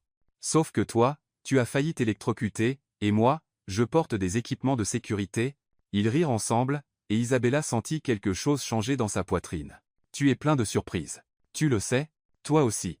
Qui aurait pensé qu'une femme de ménage me ferait remettre en question toute ma vie? » Ils se regardèrent un moment jusqu'à ce qu'Isabella détourne les yeux. « Retournons en haut. J'ai encore du travail à faire. » Ce soir-là, Isabella finissait de nettoyer la cuisine lorsqu'elle entendit de la musique venant de la terrasse. C'était une musique instrumentale douce. Curieuse, elle alla voir. Benjamin était sur la terrasse, ajustant un petit système sonore. Il avait allumé quelques bougies et placé 2 verres de vin sur une petite table. « Qu'est-ce que c'est ? De l'entraînement » dit-il. « Pour samedi, ils s'attendront probablement à ce qu'on danse ensemble. Il faut qu'on ait l'air convaincant. »« Oh d'accord, de l'entraînement. » Mais il y avait quelque chose dans sa manière de le dire qui ne semblait pas être juste de l'entraînement. « Sais-tu danser » demanda-t-il. « Un peu. Ma mère m'a appris quand j'étais petite. » Et toi, cours obligatoires dans l'enfance. Ça fait partie du package de l'éducation des héritiers. Benjamin tendait la main. Puis-je ? Isabella hésita un instant avant de la prendre. Il la tira doucement vers lui, plaçant une main sur sa taille et entrelaçant les doigts de son autre main avec les siens. Ils commencèrent à bouger lentement au rythme de la musique. Benjamin était un bon danseur, la guidant doucement sur la terrasse sous les étoiles et la lumière des bougies. « Tu danses bien » dit-il doucement. « Toi aussi. » Ces cours coûteux ont porté leurs fruits. Ce ne sont pas les cours. Non ? C'est la partenaire. Isabella le regarda, et il y avait quelque chose d'intense dans ses yeux qui la fit déglutir difficilement. Benjamin. Isabella, il faut que je te dise quelque chose. Quoi ? Ils s'arrêtèrent de danser, mais il ne la lâcha pas. Ce que je ressens pour toi, je ne l'ai jamais ressenti pour personne. Tu me connais à peine. J'en sais assez. Je connais ton courage, ta loyauté envers ta famille, ton sens de l'humour. Je sais que tu n'as peur de personne ni de rien. Je sais que tu me donnes envie d'être un meilleur homme. Benjamin, arrête. Pourquoi ? Parce que tu confonds la gratitude avec autre chose. Ce n'est pas de la gratitude, Isabella. C'est plus que ça. Il se pencha un peu plus près, et elle pouvait sentir son souffle sur son visage. Je crois que je suis en train de tomber amoureux de toi. Les mots restèrent suspendus dans l'air entre eux. Le cœur d'Isabella battait la chamade, mais une vague de panique la submergea aussi. Il faut que j'y aille. Elle se dégagea rapidement, laissant Benjamin seul sur la terrasse. Dans sa petite chambre dans les quartiers du personnel, Isabella s'assit sur le lit et se couvrit le visage avec ses mains. Son esprit tourbillonnait. Pendant des semaines, elle s'était convaincue que ce n'était qu'un travail, que Benjamin Langston n'était que son patron temporaire, qu'elle était là pour l'argent de l'opération de Lucas, et que tout, absolument tout, était du faux. Mais quand il la regardait comme ça, quand il riait à ses blagues, quand il lui montrait son labo secret comme s'il partageait une partie de son âme, quand il disait qu'il tombait amoureux. Le problème était qu'elle commençait à vraiment l'aimer, et ça la terrifiait parce que Benjamin Langston vivait dans un monde complètement différent. Un monde de manoirs et de galas, de contrats à $1 million et d'attentes familiales, un monde où une femme de ménage latina du sud de Chicago n'avait pas de sens. Tôt ou tard, il s'en rendrait compte. Tôt ou tard, la réalité frapperait, et il choisirait quelqu'un comme Sophia Whitaker, quelqu'un de convenable, quelqu'un de son monde. Et quand cela arriverait, Isabella savait que son cœur se briserait en 1000 morceaux, car, peu importe à quel point elle essayait de le nier, peu importe à quel point elle voulait garder les choses simples et professionnelles, la vérité était qu'elle tombait amoureuse aussi.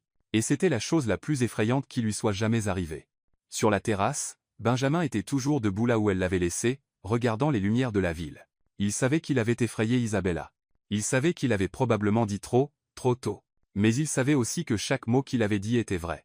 Isabella Martinez était entrée dans sa vie comme un tourbillon, mettant tout sens dessus-dessous, remettant tout en question, le faisant rire, le mettant en colère, et lui faisant ressentir des choses qu'il n'avait jamais cru possibles. Et maintenant, il devait trouver un moyen de la convaincre que c'était réel, qu'il pourrait fonctionner malgré toutes les différences, malgré tous les obstacles. Parce que pour la première fois de sa vie, Benjamin Langston avait trouvé quelque chose qui valait la peine de se battre, et il n'allait pas abandonner sans essayer. La bombe éclata un vendredi matin, lorsque Margaret Langston se présenta au manoir avec Sophia Whitaker à ses côtés et une expression qui promettait la guerre si quelqu'un s'opposait. Benjamin prenait son petit déjeuner, lorsque les deux femmes entrèrent dans la salle à manger comme des généraux se dirigeant vers la bataille. « Bonjour, Benjamin, » dit Margaret, embrassant la joue de son fils avec une froideur calculée. Sophia a une merveilleuse nouvelle à partager. Sophia sourit, et il y avait quelque chose de triomphant dans ses yeux. « Benjamin, chéri, j'ai parlé à mon père hier. Il est prêt à investir 50 millions dans Langston Tech, mais bien sûr, cela n'arrivera que si nos familles sont officiellement unies. » Benjamin s'étouffa, presque avec son café. « Pardon ? Margaret s'assit gracieusement.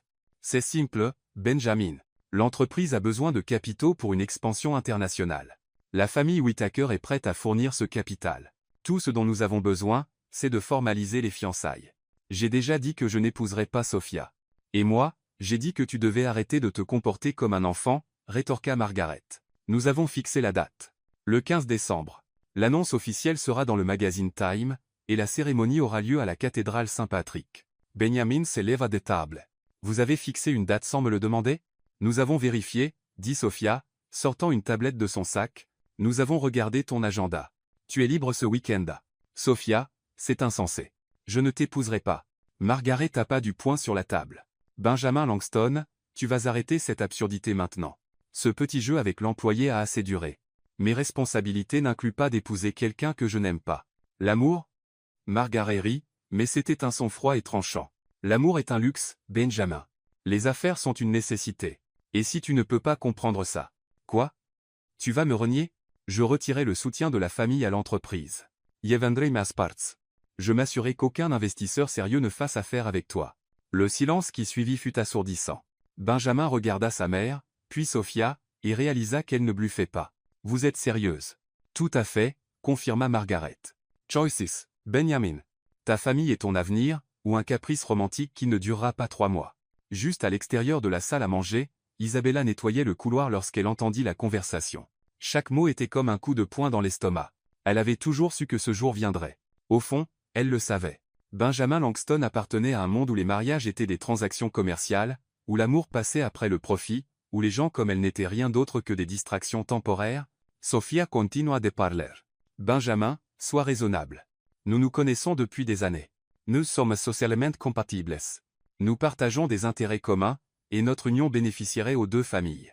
Cette phase que tu traverses est compréhensible, mais elle doit se terminer. Ce n'est pas une phase. Bien sûr que si, dit Margaret. Tu confonds la nouveauté avec la passion. C'est normal pour un homme de ton âge. Mais maintenant il est temps de grandir. Benjamin resta silencieux un long moment. J'ai besoin de réfléchir. Il n'y a rien à réfléchir, dit Sophia. C'est le choix évident. J'ai quand même besoin de temps, répondit-il. Margaret s'éleva. Tu as jusqu'à lundi. Si nous n'avons pas de réponse d'ici là, je supposerai que tu as choisi l'irresponsabilité, et j'agirai en conséquence.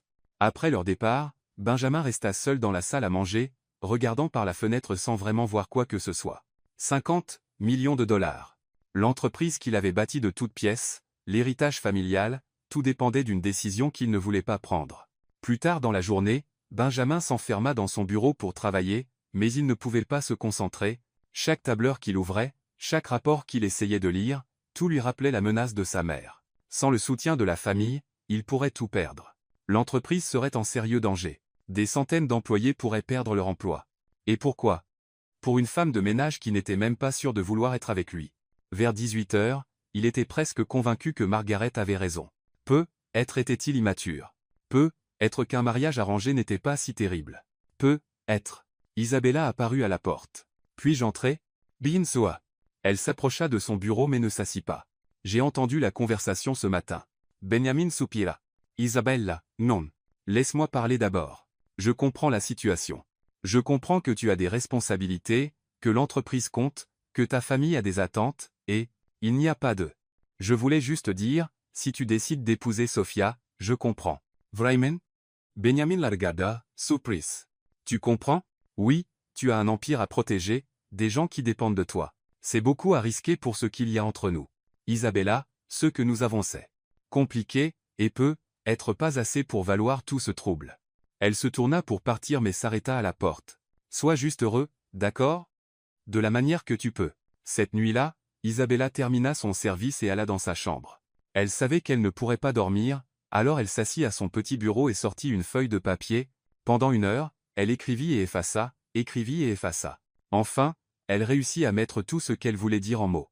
Quand elle eut fini, elle plia la lettre soigneusement et monta jusqu'à la chambre de Benjamin. La porte était fermée, mais elle pouvait voir de la lumière sous l'interstice. Il était encore éveillé. Elle glissa la lettre sous la porte et retourna dans sa chambre. 2 heures plus tard, Benjamin trouva la lettre alors qu'il se préparait à se coucher. Il reconnut immédiatement l'écriture d'Isabella. Benjamin, quand j'étais petite, ma mère disait toujours, la vie est faite de choix. Certains sont faciles, d'autres impossibles, mais à la fin, tu dois pouvoir te regarder dans le miroir et aimer la personne que tu vois. Je sais que tu es dans une situation difficile. Je sais que ta famille te met la pression, que l'entreprise est en jeu, et que tout est bien plus compliqué que je ne peux le comprendre pleinement. C'est pourquoi j'ai décidé de te faciliter les choses. Je pars demain matin, non pas parce que je suis en colère ou blessé, mais parce que tu dois prendre cette décision sans t'inquiéter pour moi. Tu dois choisir ce qui est le mieux pour ta vie, pas ce que tu penses que je veux entendre. Si tu choisis Sophia et la vie que ta famille veut pour toi, je comprendrai.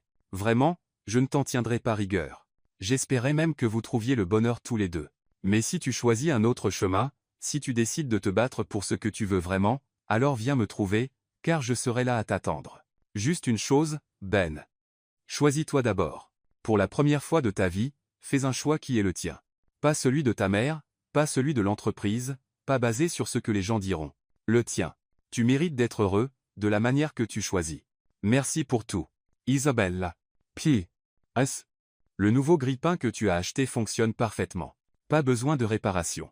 Benjamin lut la lettre 3 fois. Puis il s'assit au bord de son lit et mit sa tête entre ses mains. Isabella partait pour lui faciliter les choses, pour qu'il puisse prendre une décision sans culpabilité. Elle le protégeait, même si cela signifiait s'éloigner. Et à cet instant, Benjamin Langston sut exactement ce qu'il devait faire. Pour la première fois de sa vie, il allait choisir pour lui-même, et il espérait qu'il n'était pas trop tard. Benjamin ne dormit pas du tout. Vendredi soir. À 5 heures du matin le samedi, il était toujours éveillé, relisant la lettre d'Isabella pour la 10e fois. À 7 heures, il avait pris la décision qui changerait sa vie pour toujours. À 8 heures, il appela Ethan, son assistant. « Ethan, je veux que tu annules tous mes rendez-vous pour aujourd'hui et que tu reprogrammes la réunion avec les investisseurs japonais pour lundi, 10 heures, salle de conférence principale. » Monsieur, mais la réunion avec l'équipe japonaise n'était pas prévue avant mardi. Changement de plan. Et Ethan, je veux que tu invites ma mère, Sophia Whitaker, et tous les membres du conseil. Dis-leur que c'est à propos de l'avenir de l'entreprise. C'est urgent. Oui, monsieur. Autre chose? Oui. Ne laisse pas Isabella partir aujourd'hui. Si elle essaie de partir, trouve n'importe quelle excuse. Dis qu'il y a une urgence de ménage ou quelque chose comme ça. Monsieur, fais-moi confiance. Le samedi matin, Isabella se réveilla avec une étrange sensation dans la poitrine. Elle avait prévu de partir tôt avant que Benjamin ne se réveille pour éviter des adieux gênants. Mais lorsqu'elle descendit dans la cuisine, elle trouva Ethan qui l'attendait. « Isabella, content que tu sois là tôt. On a une urgence. Quel genre d'urgence? La réunion de M. Langston avec les investisseurs japonais lundi, et apparemment, le service de ménage a annulé à la dernière minute. Il a spécifiquement demandé que tu t'occupes de la salle de conférence. » Isabella soupira. Bien sûr, il fallait une dernière tâche. D'accord. Où est cette salle?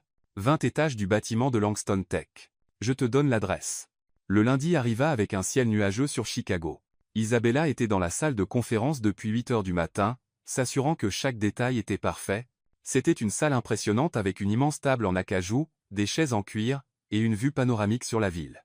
À 9h40, elle finissait de polir la table lorsqu'elle entendit des voix dans le couloir. Beaucoup de voix. C'est étrange, murmura-t-elle. Je pensais que c'était juste les investisseurs japonais.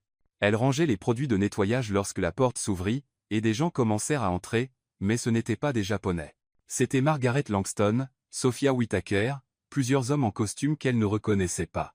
Isabella, dit Margaret, clairement surprise. Que fais-tu ici? Je nettoyais pour la réunion. Sophia la regarda de haut en bas. Benjamin a invité la femme de ménage à une réunion d'affaires? Avant qu'Isabella ne puisse répondre, Benjamin entra dans la pièce. Il portait son meilleur costume, mais il y avait quelque chose de différent dans ses yeux. De la détermination. De la nervosité.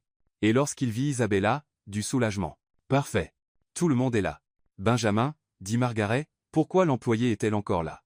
La réunion va commencer. En fait, maman, elle doit rester. Cette réunion la concerne. Isabella sentit le sang se retirer de son visage.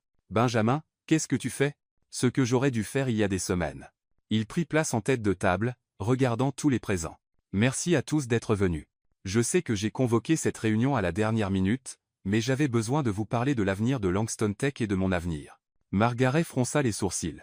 Benjamin, si c'est à propos de la proposition de mariage, nous en avons déjà discuté. C'est exactement à ce sujet, et bien plus encore. Benjamin prit une profonde inspiration. Pendant des années, vous m'avez dit quoi faire, comment agir, qui épouser, et j'ai suivi parce que je pensais que c'était la bonne chose à faire, parce que je pensais que la famille et les affaires comptaient plus que le bonheur personnel. Sophia s'agita inconfortablement sur son siège. Mais c'est tort. Pas sur l'importance de la famille, pas sur la priorité de l'entreprise, mais sur le fait de sacrifier qui je suis pour ce que vous pensez tous que je devrais être. Il regarda directement Isabella, qui s'appuyait contre le mur, souhaitant clairement pouvoir disparaître. Il y a quelques semaines, une femme incroyable est entrée dans ma vie et a tout changé. Elle m'a fait rire quand je pensais avoir oublié comment faire. Elle m'a fait remettre en question des choses que j'avais toujours acceptées. Elle m'a donné envie d'être une meilleure version de moi-même. Benjamin, murmura Margaret, commençant à comprendre où cela menait. Elle est courageuse quand j'ai peur. Elle est réelle quand je fais semblant. Elle est loyale quand je suis égoïste. Et elle m'aime, non pas malgré mes défauts, mais avec eux. Isabella sentit les larmes lui piquer les yeux, tenant toujours un chiffon de nettoyage comme s'il pouvait la protéger. J'ai réalisé que je l'aimais aussi, plus que je n'aurais jamais cru pouvoir aimer quelqu'un. Sophia se leva soudainement. Benjamin, tu as complètement perdu la tête. Non, Sophia, je l'ai enfin trouvé. Il marcha vers Isabella, qui resta figée, les larmes aux yeux. Isabella Martinez, tu es entrée dans ma vie quand je m'y attendais le moins, et tu as tout bouleversé. Tu m'as appris que l'amour n'est pas une question de commodité. Tu m'as appris que la famille, ce n'est pas seulement le sang, c'est ceux qui choisissent de rester. Tu m'as appris que parfois, la chose la plus courageuse que nous puissions faire est de choisir d'être heureux. Margaret tenta d'intervenir. Benjamin, c'est absurde. Tu ne peux pas sérieusement. Si, je peux, et je vais le faire. Benjamin mit un genou à terre. Là, dans la salle de conférence, devant tout le monde. Avant d'aller plus loin, Isabella, veux-tu m'épouser? Le silence qui suivit fut absolu. Isabella le regarda agenouillé au sol, puis tous les gens dans la pièce qui la fixaient, puis de nouveau lui. Tu es faux, murmura Teille. Alors, épouserais-tu un fou? Les larmes qu'Isabella retenait coulèrent. Enfin. Benjamin, es-tu sûr? Ta famille, ton entreprise. Ils devront m'accepter tel que je suis, avec les choix que j'ai faits. Isabella, je ne veux pas d'une vie sans toi. Je ne veux pas me réveiller dans un manoir vide. Je ne veux pas de dîner formel où personne ne rit vraiment. Je te veux. Toi Seoli. Isabella regarda dans ses yeux et n'y vit que de la sincérité. Oui, espèce de fou. Mais tu feras la vaisselle aussi. La pièce explosa un bruit. Certains membres du conseil applaudirent. D'autres semblaient stupéfaits. Margaret était sans voix. Sophia était déjà partie en claquant la porte. Benjamin se leva et embrassa Isabella là, devant tout le monde, et elle lui rendit son baiser, sans se soucier de son uniforme de ménage, sans se soucier de qui regardait, sans se soucier de rien d'autre. Quand ils se séparèrent, il murmura, « J'ai fait mon choix. Enfin, j'ai choisi pour moi. » « Et tu as bien choisi, » dit-elle, souriant à travers ses larmes. L'un des membres du conseil se racla la gorge. Eh bien, c'était inattendu. Mais qu'en est-il de l'entreprise et de l'investissement Whittaker? Benjamin se tourna, tenant toujours la main d'Isabella. Nous trouverons d'autres investisseurs. Nous grandirons à notre rythme. Et si cela signifie commencer plus petit, recommencer, ça va. Au moins, je le ferai avec la personne que j'ai choisie, pas celle que vous avez choisie pour moi. Margaret rôda enfin sa voix. Benjamin, tu ne peux pas être sérieux. Je n'ai jamais été plus sérieux de ma vie, maman, et j'espère qu'avec le temps, tu comprendras. Il regarda Isabella. Prête pour une vie intéressante? Ce sera définitivement une aventure. Et ainsi, au 20 étage d'un bureau d'entreprise, Benjamin Langston choisit l'amour plutôt que la commodité, le bonheur plutôt que l'obligation, et Isabella Martinez plutôt que n'importe qui d'autre au monde. Et ils savaient tous les deux qu'il avait fait le bon choix. Sophia Whittaker n'était pas le genre de femme à accepter la défaite avec grâce. 3 jours après la proposition publique de Benjamin, elle était dans son bureau, mettant en œuvre un plan qui ferait regretter à Langston Tech de l'avoir rejeté. Pendant des années, elle avait eu accès à des informations internes par l'intermédiaire de Margaret, négociations, stratégies de marché, codes de prototype non encore brevetés, des informations qui, entre les bonnes mains, pourraient détruire tout ce que Benjamin avait construit. Le jeudi matin, elle passa 3 appels. Un à un journaliste d'investigation connu pour exposer les scandales d'entreprise, un autre au plus grand concurrent de Langston Tech, et le troisième à un hacker qui devait quelques faveurs à la famille Whittaker. Je veux que tout soit divulgué, dit-elle au journaliste. Stratégie commerciale, prototype, développement, contrat confidentiel, tout. À 14 heures, la première bombe éclata. TechScoop publia un article dévastateur. Langston Tech. Pratiques douteuses et secrets industriels exposés. Le rapport révélait des détails intimes sur les lancements de produits à venir, les contrats confidentiels, et insinuait même des pratiques contraires à l'éthique. Aucune d'entre elles n'était vraie, mais toutes semblaient crédibles. Benjamin était en réunion avec l'équipe marketing lorsqu'Ethan entra précipitamment dans la pièce. « Monsieur, nous avons un problème.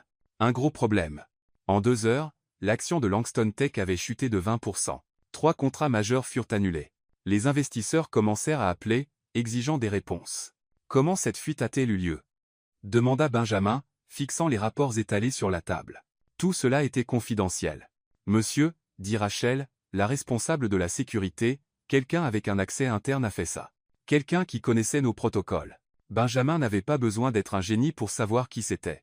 Au même moment, Isabella était dans la cuisine du manoir, préparant le dîner, lorsque Sofia apparut dans l'embrasure de la porte. Elle portait une robe rouge et un sourire qui annonçait des ennuis. « Bonjour, Isabella.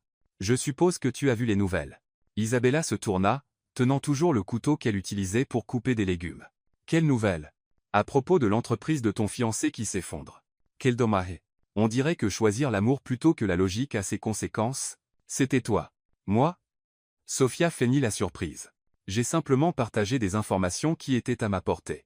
Des informations qu'une personne intelligente aurait mieux protégées. » Isabella posa le couteau sur la planche à découper et se tourna complètement vers elle. « Tu as fait tomber une entreprise entière parce que tu ne pouvais pas supporter le rejet. J'ai protégé mes intérêts et montré à Benjamin ce qui arrive quand on choisit la mauvaise personne. » La mauvaise personne? Isabella rit, mais ce n'était pas un rire joyeux. « Sofia, veux-tu savoir quelle est la différence entre toi et moi? Éclaire-moi. Quand les choses deviennent difficiles, je retrousse mes manches et je répare. Toi, tu brûles tout et tu blâmes quelqu'un d'autre. Quelle philosophie touchante. Malheureusement, ça ne sauvera pas l'entreprise. » Isabella s'avança vers Sofia avec un calme qui ne correspondait pas à la tempête dans ses yeux. « Tu as raison. La philosophie ne sauve pas une entreprise. Mais sais-tu ce qui le fait? Les gens qui se soucient vraiment. Les gens qui travaillent ensemble. Les gens qui n'abandonnent pas quand les choses deviennent difficiles. Et tu penses que Benjamin et toi pouvez le faire? Moi et Benjamin, avec chaque employé qui croit en cette entreprise. Oui. Parce que tu as fait une erreur, Sofia. Quelle erreur? Tu as pensé qu'en détruisant l'entreprise, tu détruirais ce que nous avons. Mais tu as oublié une chose. Les vraies relations se renforcent dans les moments difficiles, pas l'inverse. Sofia recula. Nous verrons. Oui, nous verrons. Et quand ce sera le cas, tu réaliseras que tu as jeté une chance d'être partie de quelque chose de spécial. Tout ça parce que ton orgueil a été blessé. Après le départ de Sofia, Isabella appela Benjamin. Mon amour, où es-tu? Au bureau, en train d'éteindre des incendies. J'arrive, et j'amène des renforts. Quas renforts? Tuesday veras. 1 heure plus tard, Isabella arriva à Langston Tech avec un groupe inattendu. Clara et 3 autres membres du personnel de ménage, Javier le jardinier, Antonio le portier, et 6 autres qui occupaient des rôles que les élites d'entreprise remarquaient rarement. Que faites-vous tous ici? Demanda Benjamin, surprise. Sauver l'entreprise, répondit Isabella. Clara a un diplôme en comptabilité. Javier a étudié l'ingénierie avant de devenir jardinier. Antonio a travaillé dans le marketing pendant 15 ans avant d'être licencié à cause de son âge.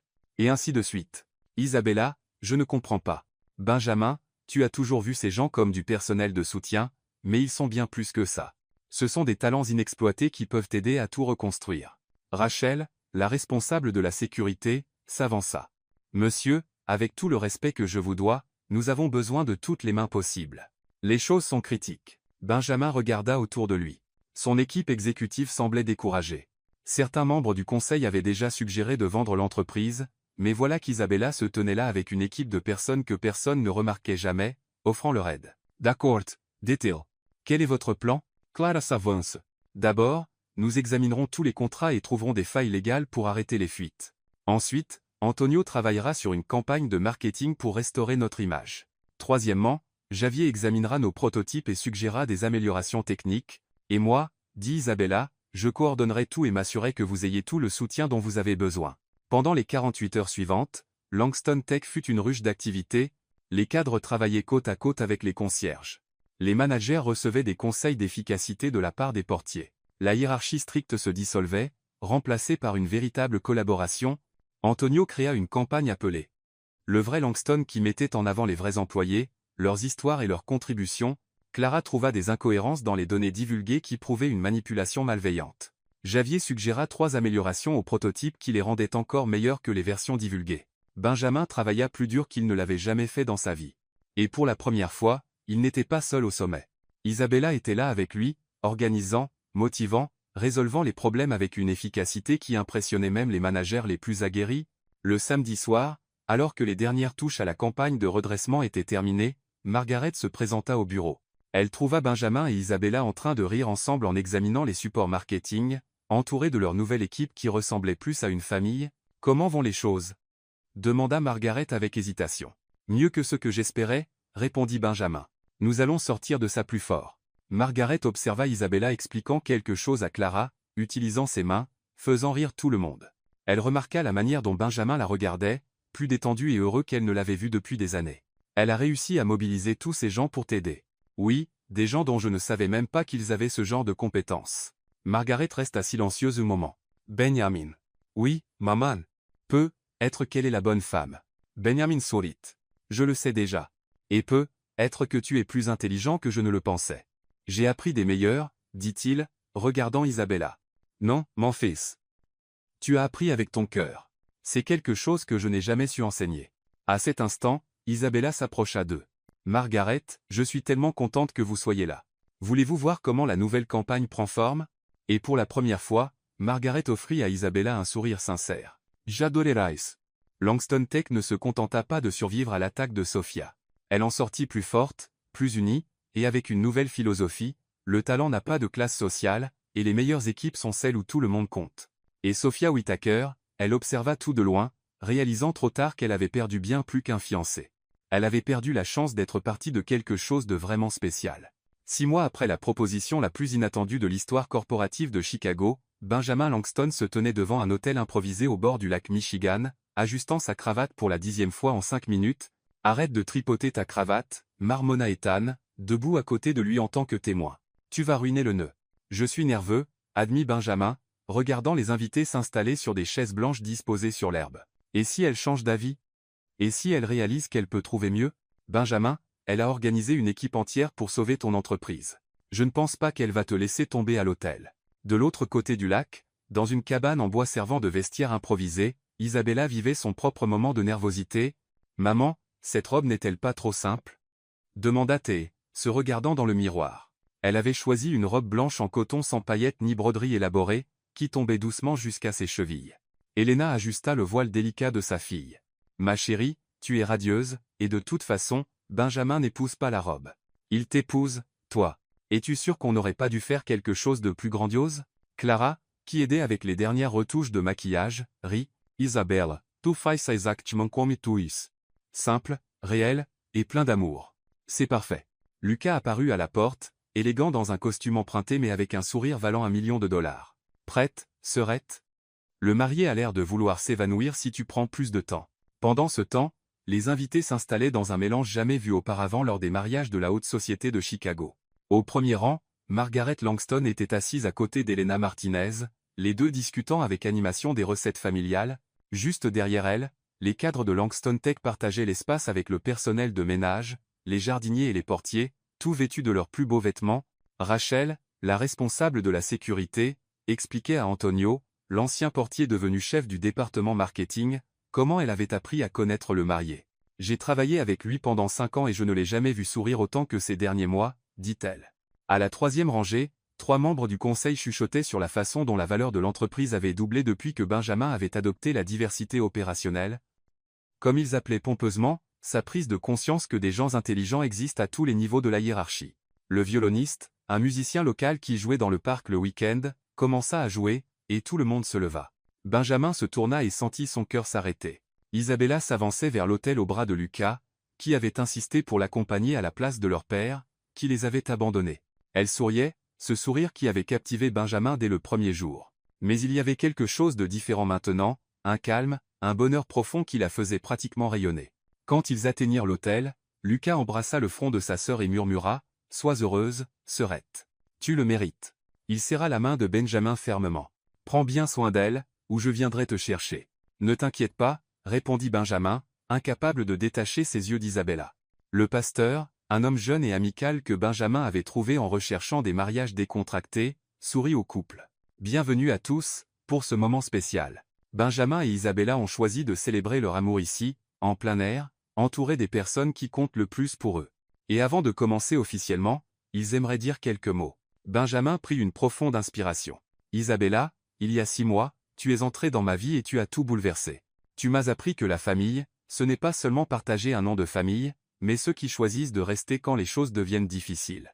Tu m'as appris que le succès, ce n'est pas avoir plus d'argent, mais avoir des gens qui se souciaient vraiment. Et tu m'as appris que parfois, la chose la plus courageuse que nous puissions faire est d'être vulnérables. » Il déglutit difficilement, sentant les larmes lui piquer les yeux. « Tu es entré dans ma vie comme un ouragan, détruisant toutes mes certitudes, et je t'en suis reconnaissant chaque jour parce que maintenant je sais ce que c'est de se réveiller tous les jours en voulant être une meilleure personne. » Certaines personnes dans l'assistance pleuraient déjà. Margaret essuya discrètement ses yeux avec un mouchoir en dentelle.